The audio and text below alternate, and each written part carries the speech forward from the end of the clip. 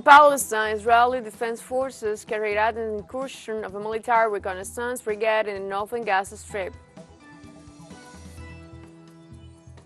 In Belgium, European Union leaders met to discuss the conflict between Palestine and Israel.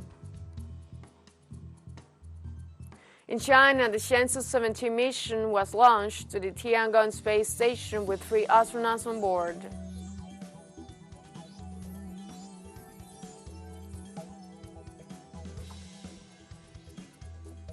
Hello, welcome to From the South. I'm Ana Rosabal from the TeleSUR studios in Havana, Cuba. We begin with the news.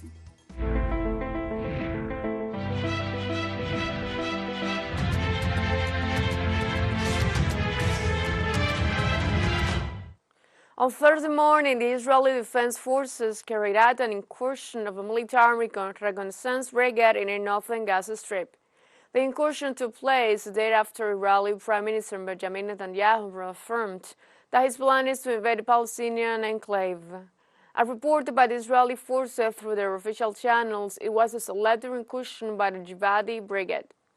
The communication was accompanied by images on the screen showing the advance of a column of tanks through the border fence that separates the territories occupied by Israel from the Gaza Strip. The report further stated that the action was part of the preparation of the area for the next stages of combat.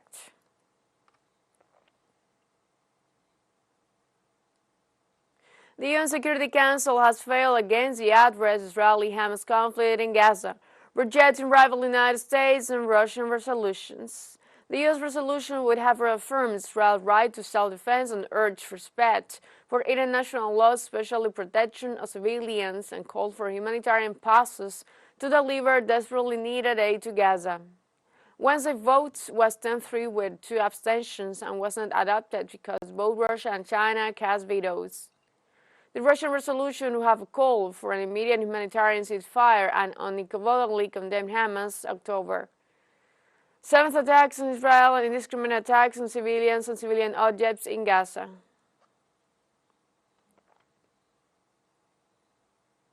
During the Security Council session, the Chinese ambassador to the United Nations, Xiang Jian, explained the reason behind its country's veto over the draft resolution presented on the Gaza conflict. What we oppose is that the draft text does not call on the parties concerned to stop the indiscriminate and asymmetrical use of force, nor does it call for a thorough investigation into the heinous attack on the Al-Ahli hospital. Such selective application of international law and double standards will only push more innocent civilians to the brink of death.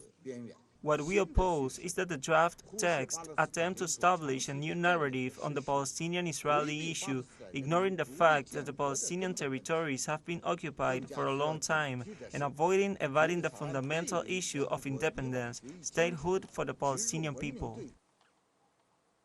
In Belgium, the European Union leaders met this Thursday to discuss the conflict between Palestine and Israel.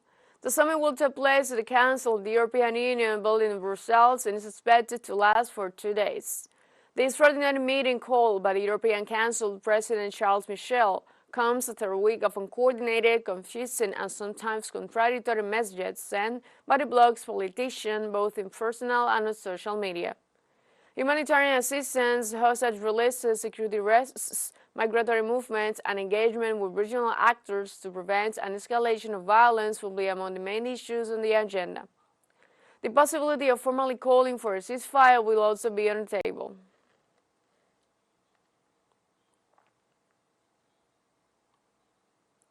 Palestinian babies are deprived of the mothers' love due to the constant bombardments. For more detail, let's watch a report of a correspondent in Gaza, Huda Hegazi. Esta es la historia de Makkah. This is the story of Makkah, a baby inside her mother's belly who managed to survive the occupation's missiles. The Israeli army bombed her family's home, and unfortunately, her mother and several members of her family were killed. Fortunately, doctors were able to operate on her lifeless mother and managed to bring Makkah out safely. When the mother arrived, the doctors reacted quickly and professionally. They opened the belly and were able to take the baby out. And the pediatrician who was there did the resuscitation. And now, as we can see, the baby is in the incubator, and her state of health is between intermediate and good, and she has started to eat, and this is a good sign. Unfortunately, Unfortunately, Maca's life and the life of many other babies in the incubators are in danger due to the power cuts. According to the doctors, the incubators and respiratory equipment could stop working at any time due to the lack of fuel, and that will mean the death of all the newborns in the incubators. This is not the only child in danger, but all the children in the incubator are in danger. Since electricity is essential for them, and the babies need to be connected to breathing machines in order to live. This means that if the fuel for the incubators runs out, it means a death sentence for all these children. More Than three-quarters of the hospitals in the Gaza Strip are out of service, a disastrous situation endangering the life of millions of Gazatis. The occupation army's missiles have caused Maca, like many other babies, to be denied of the affection of their mothers, a criminal entity that does not differentiate between children, women, or the elderly, and whose only objective is to kill and destroy. TeleSUR, Gaza, Palestina. On Wednesday, Peruvian and Arab demonstrators protested in support of the Palestinian people in front of the Israeli embassy in Lima. In the capital, a group of demonstrators protested in front of the Israeli embassy against the bombing carried out on the Palestinian people. The participants in the demonstration stressed that although they are not Palestinians, are against the genocide that Israel had been committing for 75 years. Also, the government of Peru expressed in recent days profound rejection and condemnation to the attack on the Al Ali Arab Hospital in Gaza, which left hundreds of people unwounded. In Cuba, the ambassador of the state of Palestine in the island demanded a ceasefire to prevent massacre of Tel Aviv regime against the Gaza Strip. During a meeting with the representative of the Cuban international media, the diplomatic affirmed that the ceasefire is the only way for humanitarian aid to reach those affected in Gaza. He also asserted that the Israeli Prime Minister Benjamin Netanyahu follows the strategy of erasing from the face of the earth and eliminating the inalienable rights of the Palestinian people to be their own states, with the borders and the limits before 1967 and with its capital in eastern Jerusalem, while indicating that the attacks and raids of the occupation army in the West Bank have caused more than 5,000 victims, including children, women, and the elderly.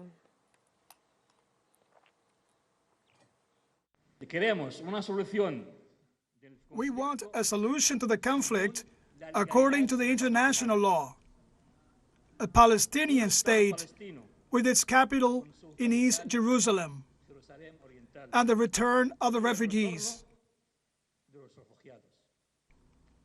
This is the solution that the Palestinian people want, which is in accordance with the international law. It is decided by the United Nations Security Council and the General Assembly. Let's take a short break. But remember, you can join us on TikTok at TeleSUR English. We'll find news in different formats, new days, and more. All the studies coming up. Stay with us.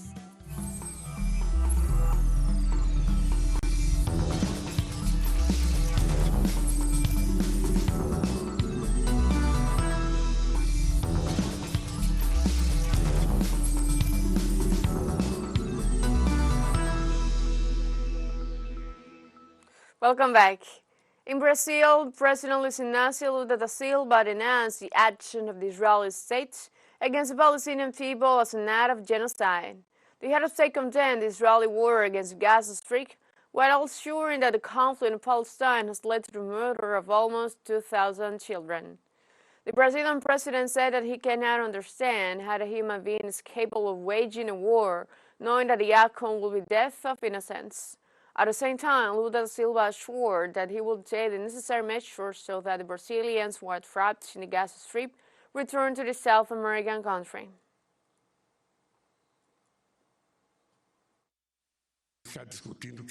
It is not a question of just saying who is right and who is wrong. The problem here is the following. It is not a war. It is a genocide that has already killed almost 2,000 children who have nothing to do with that war, who are victims of that war. I sincerely don't know how a human being is capable of war, knowing that the result of that war is the death of innocent children. Education workers in Panama went on a 48-hour strike on Wednesday, joining the protest against the winning contract signed between the government and a Canadian mining company. The teachers expressed their rejection to the mine and the environmental devastation, in addition to the surrender of national sovereignty to foreign entities. Several union organizations of the country are developing street protests against the decision taken by the executive, which forces to grant an exploitation concession for 20 years to a Canadian mining company, which is considered unconstitutional by the judicial power. Union representatives declared their intention to continue in the streets in rejection to the decision.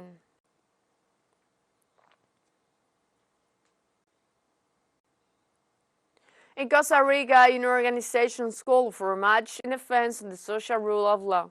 Mobilization for improvements in health, education, and housing were reported throughout the country. More than 50 organizations are protesting against the dismantling of public institutions, the effects on the agricultural sector, and the insecurity crisis, among others. These organizations are made out of students from public universities, workers, and different unions, including the agricultural productive sector. On Wednesday in the United States, at least 22 people were killed and more than 50 wounded in a new mass shooting in the city of Los Stanley, Western, in the state of Maine. Authorities indicated that the same shooter was responsible for the shootings at a Walmart distribution center, a bar, and a third unidentified location. They said the suspect is on the run and urged nearby residents to stay in their homes while investigations are underway. In the meantime, public schools in Maine's largest city are closed on Thursday as the manhunt continued for the suspect in the deadly shooting. In this contest, according to a report from the independent organization Gun Violence Archive, so far in 2023, 564 mass shootings have been reported across the country. We have a second job break coming up, but before we invite you to visit our YouTube channel at TeleSUR English, where you'll be able to rewatch our interviews, sub-stories, special broadcastings, and more. Hit the subscribe button and activate the notification bell to stay up to date on the world's more recent events. Final job break, don't go away.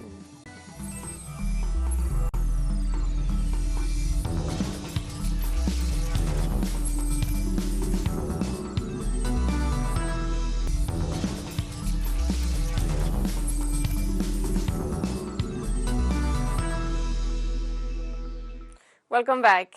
As part of the annual military training, South Korean Navy conducted a large-scale maritime drill backed by the United States.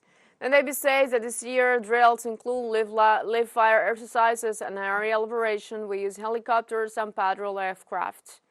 Seoul claims that since 2022, North Korea has conducted over 100 missile tests and notes that plenty of them simulate nuclear attacks in territory and the United States. In response to North Korea's growing nuclear capability, the United States and South Korea have been expanding their regular military drills and resuming some training with Japan.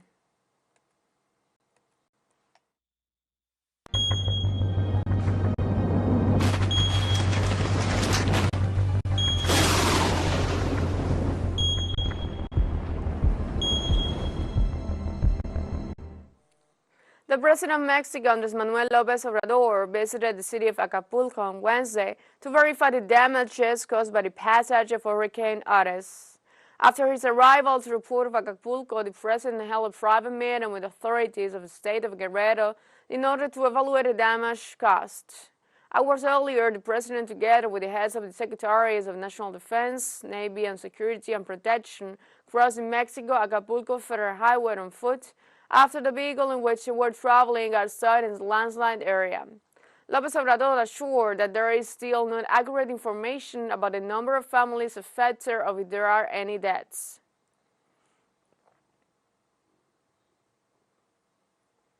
On Thursday, China launched its Shenzhou 17 mission with 3 astronauts aboard to the Tiangong space station. China's spacecraft took off to become the 6th manned mission to reach the infrastructure and the second to board it after its construction.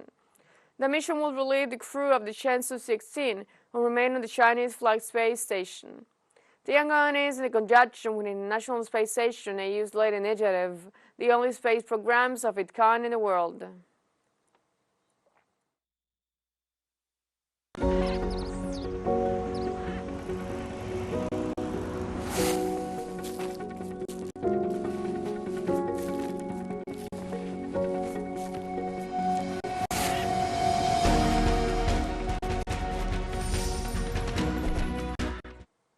For those who want to know how the art of capoeira will be related to water, the Cuban Mufti proposes a story of the Director of Hydrology and Hydrogeology of the International Institute of Hydraulic Resources of Cuba. Our correspondent Fabiola Lopez with the details. They say he's the best-known hydraulic engineer in Cuba today. They call him the waterman. The truth is that his image is regular on Cuba's newscast. The Master of Science, Argelio Fernandez, usually updates the country's hydrological situation. His presence on TV was an accident. He never forgets his first time on screen. That first time was the only time I felt comfortable. I thought it was a game, but they told me, let's do a test, and if it goes well, you stay. That phrase gave me the impetus to stay. Every time people pose me a challenge, I do it well. And in all modesty, that day I was spectacular. I felt nervous every time, a little bit in the second, third week. I must admit, reporting on TV has changed my life. When I go out on the street, I'm aware of having an audience. At the onset, people did not know anything about what I reported because it was a new subject, a new discipline. But now people know. Now people manage what I report. They ask me questions. Argelio is famous in Cuba. Everyone knows his unexpected rainfall runoff, filling of reservoirs and groundwater, but very few know his fondness for capoeira. Capoeira is in your blood, thus it is in your inside to the death.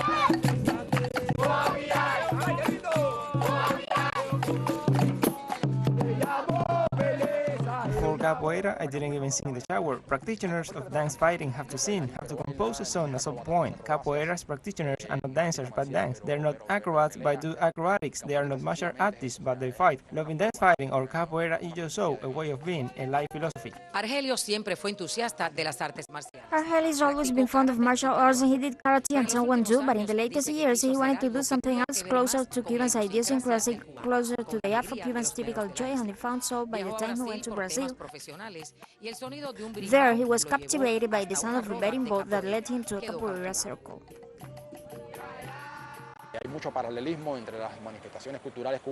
Cubans, Afro-Cuban and Afro-Brazilian cultural practices are much alike.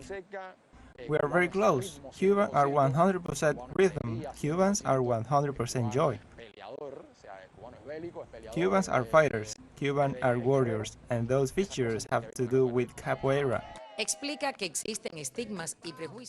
explains there are stigmas and biases against capoeira. People often attach it to occultism, but his wish is dance fighting have more practitioners in Cuba. We are willing that practitioners of dance fighting gain further recognition, that is, to remove current stigma and biases against capoeira, and most of all, current practitioners must contribute to remove those negative opinions. When people see me, they think if Argelio, who is a public figure, an official, a professional, an engineer, a scientist, practices capoeira, it has to be a good sport, and particularly by the time they visit the dance fighting circle, people will notice capoeira's cultural baggage.